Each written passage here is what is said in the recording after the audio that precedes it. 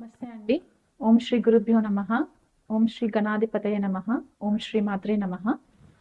ఈరోజు మనము 2026 సంవత్సరము ద్వాదశ రాశుల వాళ్ళకి ఎలా ఉండబోతుంది అండ్ మనకి గ్లోబల్ లెవెల్లో ఎలాంటి పరిస్థితులు మనకి ఎదురవుతాయి, జియో పొలిటికల్ ఇష్యూస్ అవ్వచ్చు, లేకపోతే వాతావరణానికి సంబంధించి ఇష్యూస్ అవ్వచ్చు, పొలిటికల్ లీడర్స్ కి ఎలా ఉండబోతుంది, మనకి రెసెషన్ ఏమైనా వస్తుందా, ఉద్యోగాలకి సంబంధించి ఐటీలో ఎలాంటి డెవలప్మెంట్స్ అవుతాయి, ఈ గ్రహగతులని బట్టి మనము డిస్కస్ చేసుకునే ప్రయత్నం చేద్దాము. కానీ దానికంటే ముందు మనకి జనరల్ గా మేజర్ గా మనము 4 గ్రహాల ట్రాన్సిట్స్ ని బట్టి మనకి ఈ డిఫరెన్సెస్ అనేవి తెలుస్తూ ఉంటాయి అన్నమాట.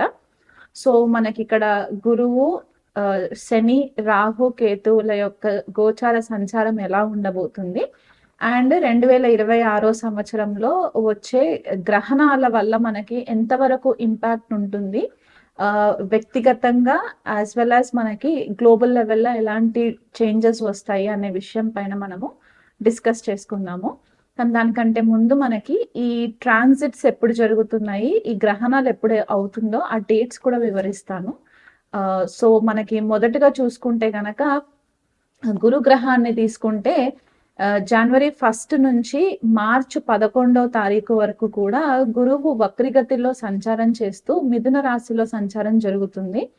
మార్చి 11 డైరెక్ట్ మోషన్ లోకి వచ్చిన తర్వాత జూన్ 2 వరకు కూడా కర్కాటక రాశి, మిథున రాశిలోనే సంచారం జరిగి జూన్ 2 తెల్లవారుజామున 2:25 గురువు మనకి మిథున రాశిలో నుంచి కర్కాటక రాశి తన ఉచ్చ స్థానంలోకి సంచారం జరుగుతుంది. జూన్ 2 నుంచి చూసుకున్నట్లయితే మనకి అక్టోబర్ 31 వరకు కూడా గురువు కర్కాటక రాశిలో సంచారం చేస్తూ తర్వాత మనకి సింహరాశిలోకి ఎంట్రీ ఉంటుందన్నమాట. ఈ 31 ఎప్పుడైతే సింహరాశిలోకి గురు సంచారం జరుగుతుందో ఆల్రెడీ అక్కడ కేతు సింహరాశిలో ఉంటారు కాబట్టి ఇక్కడ గురు కేతువుల యుతి సింహరాశిలో జరుగుతుంది. అక్టోబర్ 31 నుంచి మనకి డిసెంబర్ 13 వరకు సింహరాశిలోనే సంచారం జరుగుతూ డిసెంబర్ 13 అంటే ఎండ్ ఆఫ్ ద ఇయర్ కి వచ్చేసరికి గురువు వక్రిగతిలో సింహరాశిలో వక్రిగతిలో ఉంటారన్నమాట ఇయర్ ఎండింగ్ వరకు కూడా. సో ఇలాంటి ట్రాన్సిట్ గనక మనము చూసుకున్నట్లయితే గురువు ఒకటే సంవత్సరంలో 3 రాశులని మారడం అనేది మనకి కనిపిస్తుంది.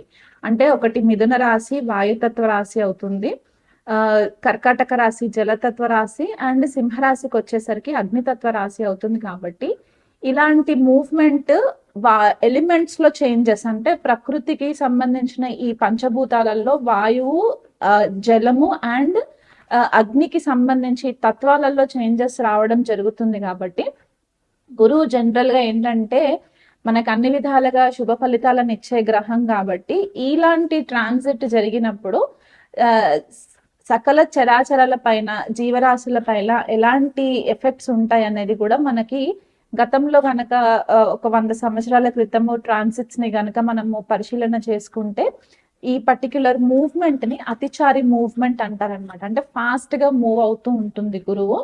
ఎప్పుడైతే జీవకారకుడు అతిచారి మూవ్మెంట్ లో ట్రాన్సిషన్ అవుతుందో చాలా ఫాస్ట్ రిజల్ట్స్ వస్తుంటాయి. అది మంచి అవ్వచ్చు, చెడు అవ్వచ్చు, దాన్ని బట్టి మనకి డిఫరెన్సెస్ కూడా కనిపిస్తూ ఉంటాయి అన్నమాట. సో గురువు మనకి చాలా ఇంపార్టెంట్ రోల్ ప్లే చేస్తుంది ఈ ఇయర్ అంతా కూడా. అది కాకుండా మనకి రాహు అండ్ కేతు సంచారం చూసుకున్నట్లయితే ప్రజెంట్ రాహు మనకి శతభిష నక్షత్రంలో కుంభరాశిలో సంచారం జరుగుతూ ఉంటుంది. తర్వాత మధ్యలో ధనిష్ట నక్షత్రంలోకి ట్రాన్సిషన్ అవుతుంది అనమాట రాహుకి వచ్చేసరికి. ఆల్మోస్ట్ మనకి ఆగస్ట్ ఆ టైంకి మనకి ధనిష్ట నక్షత్రంలోకి సంచారం జరుగుతుంది. కేతు కనుక చూసుకున్నట్లయితే ప్రజెంట్ మనకి జనవరి 1 నుంచి మార్చ్ 29 వరకు కూడా పూర్వ ఫాల్గుని నక్షత్రము సింహరాశిలో సంచారం జరుగుతూ తర్వాత కేతు మఖ నక్షత్రంలోకి సంచారం జరుగుతుంది. మేషరాశి వాళ్ళకి ఈ 2026 ఎలా ఉండబోతుందో చూద్దామండి. సో మనకి ఇప్పుడు ఇంట్రొడక్షన్ లో చెప్పుకున్న గ్రహగతులని గనక మనము పోల్చుకున్నట్లయితే మేషరాశి వాళ్ళకి ఏళ్నాటి శని ప్రభావంలో ఉంటారు. ఎందుకంటే శని దశమాధిపతి, లాభాధిపతి వ్యయంలో సంచారం అయ్యి మనకి ఇక్కడ ఆ వ్యయస్థానంలో ఉన్నప్పుడే మనకి ఏలినాటి శని ప్రభావం మొదలవుతుంది కాబట్టి వీళ్ళకి ఎక్కువ మట్టుకు దశమాధిపతి వ్యయస్థానంలో ఉన్నప్పుడు ఫారెన్ కి సంబంధించిన బిజినెస్ డీల్స్ అవ్వచ్చు, ట్రేడింగ్ ఇంపోర్ట్ ఎక్స్పోర్ట్ బిజినెస్ అవ్వచ్చు, ఇవి కొద్దిపాటిగా కలిసి రావడానికి మంచి ఆపర్చునిటీగా ఈ 2026 ఉంటుంది. అలాగే ఉద్యోగాలు చేసేవాళ్ళు ఈ మల్టీనేషనల్ కంపెనీస్ లో ఎవరైతే వర్క్ చేస్తూ ఉంటారో వీళ్ళకి కొద్దిపాటిగా వైడర్ ఆపర్చునిటీస్ రావడానికి కూడా ఆస్కారం ఎక్కువ కనిపిస్తుంది. ఎందుకంటే లాభస్థానంలో రాహు సంచారము, వ్యయస్థానంలో ఫారెన్ కి సంబంధించి ఈ కనెక్షన్ ఏర్పడుతుంది కాబట్టి కొద్దిపాటిగా వీళ్ళకి ఫారెన్ సోర్సెస్ నుంచి అంటే ఇతర దేశాల నుంచి వర్క్ రిలేటెడ్ ఆపర్చునిటీస్ ఎక్కువ రావడం అనేది కనిపిస్తూ ఉందన్నమాట.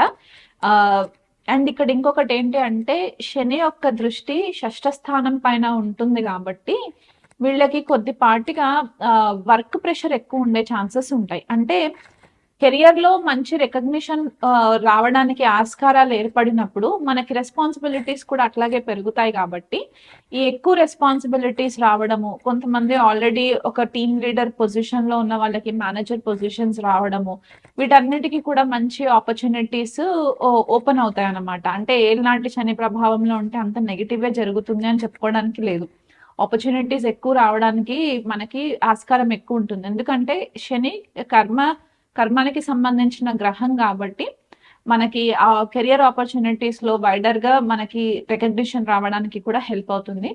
గురువు మొదట్లో వీళ్ళకి ఈ సంవత్సరం మొదటి భాగం అంతా కూడా ఒక జూన్ వరకు కూడా మిథున రాశిలో సంచారం జరుగుతుంది కాబట్టి ఈ కమ్యూనికేషన్ స్కిల్స్, నెట్వర్కింగ్ కి సంబంధించి మంచి ఆపర్చునిటీస్ రావడానికి, మీరు చెప్పే మాటకి ఎదుటి వాళ్ళు బాగా మంచిగా రెస్పాండ్ అయ్యి మీకు మంచి ఆపర్చునిటీస్ క్రియేట్ అవ్వడానికి కూడా గురువు చాలా హెల్ప్ చేస్తారు. మీ కమ్యూనికేషన్ లో క్లారిటీ ఉంటుంది, మీరు ఏం చెప్పాలనుకుంటున్నారో సూటిగా మీ విజ్డమ్ అంతా కూడా బయటికి రావడానికి ఈ గురువు యాజ్ వెల్ యాజ్ శని మీకు మంచి ఆపర్చునిటీస్ క్రియేట్ చేయడానికి కనిపిస్తుంది. తర్వాత జూన్ 2వ తారీఖున ఎప్పుడైతే గురువు చతుర్థ స్థానంలోకి సంచారం జరుగుతుందో డైరెక్ట్ గా తనకి ఆస్పెక్ట్ దశమ స్థానం పైన కర్మక్షేత్రం పైన పడుతుంది. కాబట్టి ఇక్కడ కూడా మీకు కొద్దిపాటిగా గురువు బ్లెస్సింగ్స్ వల్ల కెరియర్ లో మంచి గ్రోత్ కనిపించే పాసిబిలిటీస్ కనిపిస్తున్నాయి అన్నమాట. కాకపోతే కొద్దిగా వర్క్ లైఫ్ బ్యాలెన్స్ మిస్ అయినప్పుడు మీరు కొద్దిగా గృహ వాతావరణానికి సంబంధించిన టైం ఎక్కువ కేటాయించడానికి వెసులుబాటు ఉండదు. ఎందుకంటే ఎక్కువ ఫోకస్ మీరు కెరియర్ పైన పెడుతూ ఉంటారు కాబట్టి ఈ ఫ్యామిలీ టైం అనేది కొద్దిగా మీకు తగ్గడానికి ఛాన్సెస్ కనిపిస్తూ ఉంటాయి. పంచమంలో కేతు సంచారం ఉంటుంది కాబట్టి కొన్నిసార్లు మీకు ఏమవుతుందంటే సెల్ఫ్ కాన్ఫిడెన్స్ లో కొద్దిగా డెసిషన్ మేకింగ్, సెల్ఫ్ కాన్ఫిడెన్స్ లో కొంచెం తేడా రావడానికి పాసిబిలిటీస్ ఉన్నాయి. అంటే మిమ్మల్ని మీరు క్వశ్చన్ చేసుకుంటూ ఉండే పాసిబిలిటీస్ కనిపిస్తాయి. చిన్నపిల్లలు లేకపోతే ఎవరైనా ఎడ్యుకేషన్ కి సంబంధించి హైయర్ ఎడ్యుకేషన్ కి సంబంధించిన స్టూడెంట్స్ ఎవరైతే ఉన్నారో వీళ్ళకి కొద్దిపాటిగా ఎడ్యుకేషన్ రిలేటెడ్, క్రియేటివిటీ రిలేటెడ్ కొద్దిగా పెడదారి పట్టడానికి కూడా పాసిబిలిటీస్ కనిపిస్తున్నాయి. ఎందుకంటే పంచమంలో కేతు సంచారం కాబట్టి కొద్దిపాటిగా డీవియేషన్ రావడానికి, అండ్ శని కూడా మనకి ఇక్కడ వ్యయస్థానంలో సంచారం ఏంటంటే కొద్దిపాటిగా లేజినెస్ పెరిగి చదువు పైన పెద్దగా ఇంట్రెస్ట్ ఉండకపోవడము, చదివినా గుర్తు పెట్టకపోవడము, దానివల్ల మార్కులు తక్కువ రావడము, ఇవి కొద్దిగా మేషరాశి స్టూడెంట్స్ కి కనిపించే పాసిబిలిటీస్ అన్నమాట. సో ఎవరైనా పిల్లలు మేషరాశి వాళ్ళు ఉంటే కనుక పేరెంట్స్ కొద్దిగా వాళ్ళ పైన ఫోకస్ ఎక్కువ పెట్టి వాళ్ళతో టైం స్పెండ్ చేసి మీరు ఎక్కువ ఎక్కువ ఫోకస్ వాళ్ళ పైన పెడితే కనుక మంచి మార్క్స్ రావడానికి పాసిబిలిటీస్ ఉంటాయి. లాభస్థానంలో రాహు సంచారం కూడా మీకు మంచి ఆపర్చునిటీస్ క్రియేట్ చేయడానికి కూడా ఉంటుంది. ఫైనాన్షియల్ ట్రాన్సాక్షన్స్ లో కూడా కొద్దిపాటిగా రెస్ట్రిక్షన్స్ వస్తాయి. ఎందుకంటే శని తన తృతీయ దృష్టి ధనస్థానం పైన ఉంటుంది కాబట్టి ఫైనాన్షియల్ రెస్ట్రిక్షన్స్ రావడానికి ఛాన్సెస్ ఉన్నాయి. కాబట్టి కొద్దిపాటిగా సేవింగ్స్ ముందే చేసి పెట్టుకోండి. రియల్ ఎస్టేట్ కి సంబంధించి కూడా మంచి పాసిబిలిటీస్ కనిపిస్తున్నాయి. ఎవరైనా ఇల్లు కొనుక్కోవాలనుకున్నా లేకపోతే ఏదైనా సేల్ చేయాలనుకున్నా గురువు కర్కాటక రాశిలోకి ఎంటర్ అయిన తర్వాత మీరు ఈ ప్లానింగ్స్ పెట్టుకుంటే కనుక మీకు మంచి లాభాలు రావడానికి పాసిబిలిటీస్ కనిపిస్తున్నాయి. అండ్ హెల్త్ పరంగా చూసుకుంటే ఈ వర్క్ లైఫ్ బ్యాలెన్స్ లేకపోవడం వల్ల కొద్దిపాటిగా మీకు ఇన్సామ్నియా రావడం, అంటే నిద్రకి సంబంధించిన ఇష్యూస్ రావడము, సరైన సమయానికి నిద్రపోకపోవడము, లేదా కీళ్ళ నొప్పులు రావడము, డైజెస్టివ్ సిస్టమ్ కి సంబంధించి ప్రాబ్లమ్స్ రావడము, ఇలాంటివి కొద్దిపాటిగా మిమ్మల్ని చికాకు పెట్టడానికి పాసిబిలిటీస్ కనిపిస్తున్నాయి. సో అది చిన్న లెవెల్లో ఉన్నప్పుడే మీరు కొద్దిపాటిగా ఎక్సర్సైజ్ చేయడము, లేకపోతే మెడిటేషన్ చేసుకోవడము, యోగా, ప్రాణాయామ ఇలాంటి హోలిస్టిక్ రెమెడీస్ కనుక మీరు ఫాలో అయినట్లయితే మంచి రిజల్ట్స్ వస్తాయి. లేదంటే ఈ ఇష్యూస్ పోను పోను ఏలినాటి శని ప్రభావం ఎలాగైతే పెరుగుతూ ఉంటుందో అది మీకు క్రోనిక్ ఇష్యూస్ కి దారితీసేలాగా అయ్యే పరిస్థితి కనిపిస్తుంది. కాబట్టి ఆ విషయంలో కొద్దిగా కేర్ఫుల్ గా ఉండండి. నెట్వర్క్, మీ ఫ్రెండ్స్ కి సంబంధించి, మీ ఫ్రెండ్ సర్కిల్ కి సంబంధించి కొద్దిపాటిగా డెసిషన్స్ తీసుకునేటప్పుడు జాగ్రత్తగా ఉండండి. ఎందుకంటే లాభస్థానంలో రాహు ఉంటుంది కాబట్టి కొద్దిసార్లు మీకు ఫ్రెండ్స్ వల్ల, మీ నెట్వర్క్ సర్కిల్ వల్ల కూడా మీకు కొద్దిగా ఇబ్బందులు రావడానికి పాసిబిలిటీస్ కనిపిస్తున్నాయి ఈ సంవత్సరం. కాబట్టి ఈ గత జన్మలో చేసిన కర్మ సంబంధితమైన వ్యక్తులు మీకు ఈ టైంలో పరిచయం అవడానికి కూడా పాసిబిలిటీస్ ఉన్నాయి. కాబట్టి మీ వ్యక్తిగత జన్మ జాతక పరిశీలన చేసుకుంటూ దశాంతర్దశలు ఎలా ఉన్నాయో నిర్ధారణ చేసుకుంటూ కొద్దిపాటిగా ఎవరిని కూడా మీ పర్సనల్ లైఫ్ లోకి ఎంటర్ అవ్వనీయకుండా వీళ్ళనంత మటుకు బౌండరీస్ తీసుకొని ఉంటే మంచిది. సో ఓవరాల్ గా చూసుకుంటే మేషరాశి వాళ్ళకి కెరియర్ లో మాత్రం మంచి రిజల్ట్స్ కనిపించే పరిస్థితులు కనిపిస్తున్నాయి. ఇన్వెస్ట్మెంట్స్ విషయంలో కొద్దిగా కేర్ఫుల్ గా ఉండండి. హెల్త్ విషయంలో కొద్దిగా కేర్ఫుల్ గా ఉండండి. ఈ ఇయర్ మీరు ప్రతి శనివారం కూడా మీరు శనికి 19 ప్రదక్షిణాలు తిరుక్కుంటూ రుద్రాభిషేకం గనక చేయించుకున్నట్లయితే కూడా మీకు శని ప్రభావం కొద్దిగా తగ్గుముఖం పట్టడానికి పాసిబిలిటీస్ ఉన్నాయి. గురువుకి ప్రతి గురువారం రోజు కూడా మీరు దగ్గరలో ఉన్న గురువు ఆలయానికి విజిట్ చేయడము, దక్షిణామూర్తి ఆలయానికి విజిట్ చేయడము, గణపతి ఆరాధన చేసుకోవడము, రెగ్యులర్ గా దుర్గాదేవి ఆరాధన చేసుకోవడం వల్ల కూడా మీకు ఓవరాల్ గా ఇయర్ అంతా కూడా ఫేవరబుల్ గానే ఉంటుంది.